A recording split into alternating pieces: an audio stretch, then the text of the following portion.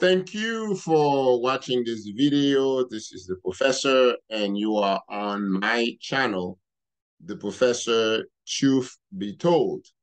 Now, as you know, I have been reporting on the Eddie Alexson case, and I did promise to you that I will continue to bring update about the case, things that are important for you to know.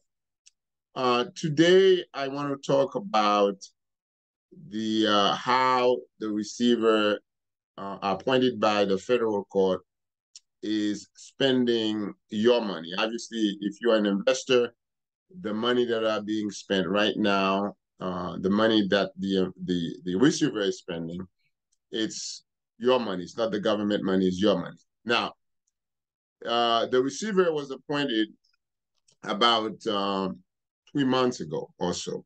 I think he was appointed somewhere between May 12 and May 15. So we are now in August. So we figured May, June, July, August, 3 months. So the receiver just submitted his bill for the last 3 months to the federal court for approval. And his bill is a whopping $990,000. Yes, you heard me right. Nearly $1 million, in terms of services and fees, was accumulated for the last 90 days.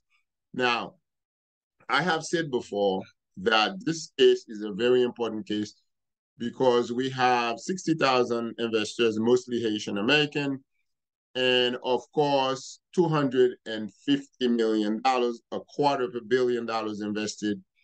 The receiver was appointed to locate the asset, to locate the money, so eventually that money can be distributed back to the investors. But in the process of locating that money, the receiver then will accrue certain expenses. For example, the receiver had to hire forensic accounting, they have to hire investigators, so on and so forth. So even though that Mr. Alexson has been cooperating with the receiver and he has been helping the receiver finding where the assets were located, the receiver still have to hire their own people to do whatever God knows what. But here's the situation, guys. And I know that sometimes it's hard to hear the truth. And the truth is this. Mr. Alexson was accused of a crime. He's still innocent until proven guilty. He has his own lawyer. He's being defended by a lawyer that I happen to believe is a very, very good lawyer. The FTC, the Federal Trade Commission, who actually filed a civil lawsuit, obviously have a number of lawyers representing them, and they're the one who appointed the receiver. So in other words, Eddie Alexson and none of the investors had anything to do with picking out this receiver. So the FTC picked the receiver that they want, probably a friend of a friend of a friend. You know how that works.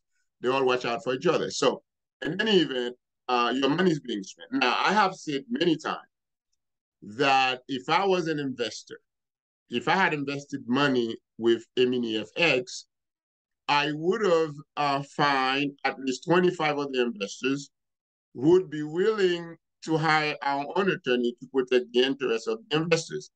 Because the way things are going now, the way that I see the receiver spending the money, and I'm not saying that the receiver is doing anything wrong. I'm not suggesting that either. I'm not suggesting that he's doing anything wrong. All I can say is that the receiver is going all out, doing everything he can to recoup whatever money that was spent. And obviously, remember that there was a $500,000 that Eddie Alexson had put down in a mansion he wanted to buy for himself and his family. That down payment was returned to the receiver. And of course, there was a real estate portfolio with 40 different contracts for Eddie Alexson to buy property assumably, property, for the business, for Eminifx, for the investors.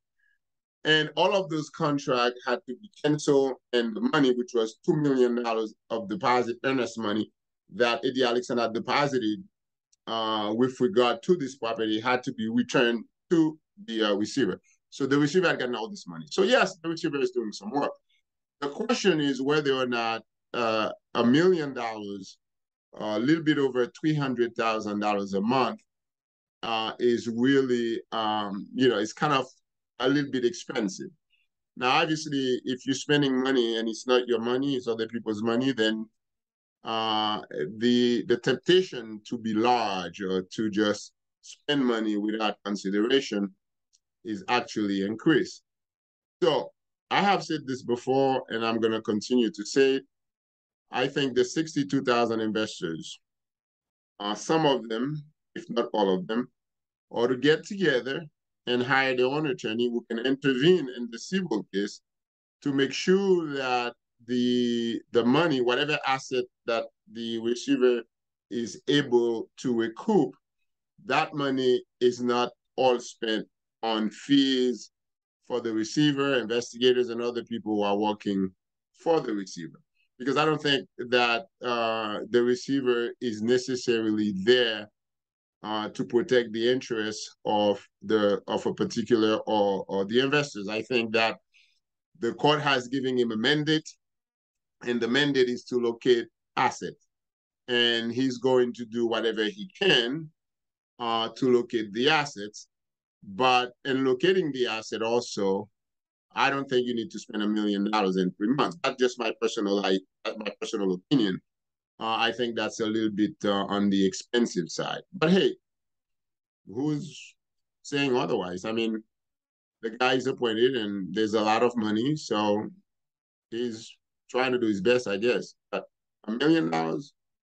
So let's assume that this case lasts for 5 years. And I'll tell you, when I say 5 years, don't grimace, don't think that I'm just being suspicious. I am not. This case could potentially last 5 years. If that happens, and you figured out that let's say that the receiver is spending, $300,000 a month, probably about $1 million every 3 months. So that's $4 million a year. That's about $20 million for 5 years. And that could increase, who knows? So all of that money is money down the drain, is money that the community is not getting, will not get. So the $250 million that was invested, most likely between 10 and 30% of that money will be gone. We may never see that money. The investors, people who invested, may never see that money. And if you do see some money, and I hope that you do, it might not be for a very long time, and it would not be the amount of money you invested. So if you invested $10,000, you'll be lucky if you get 5. It's just what happened. Now, this is what it is. So if you don't know, now you know. Of course, like I promised, I will continue to report on the case.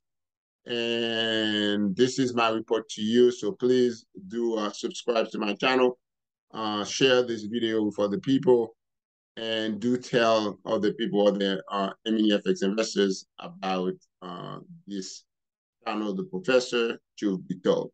Thank you so much, and watch out for our next for my next video. Thank you.